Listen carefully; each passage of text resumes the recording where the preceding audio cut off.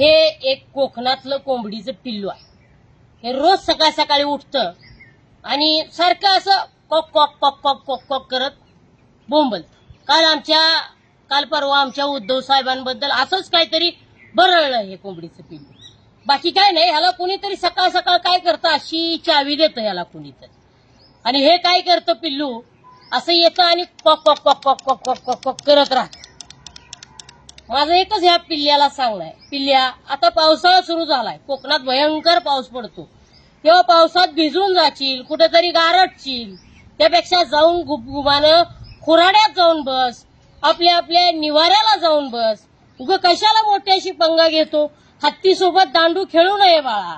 तू पिल्लू आहेस, पिल्ल्यासारखं राहिलं पाहिजे. तुझी उंची सुद्धा खुर्चीवरून खाली तुझे पाय सुद्धा पोचत नाहीत एवढी तुझी उंची आहे. तू स्वतःच्या उंचीप्रमाणे राहा. एकतर तुला सगळ्या महाराष्ट्रामध्ये एवढी नाना प्रकारे ट्रोल करतात की तुझ्याकडे बघूनच आम्हाला पहिल्यांदा उठल्या उठल्या हसू येतं, आणि तू असं दररोज उगाच काव काव काव काव काव काव करत राहतो. हे तुझ्यासाठी खूपच लांछनास्पद आणि शरमेची बाब आहे. मला तुझी दया येते. उगाच आमच्या उद्धव साहेबांच्या नादी लागून उगाच स्वतःचा हसू दररोज करून घेत जाऊ नको. उद्धव साहेब हे क्षितिजा पलीकडचं व्यक्तिमत्व आहे. तू त्यांच्या पुढे म्हणजे अक्षरशः पालापाचोळा सुद्धा नाही.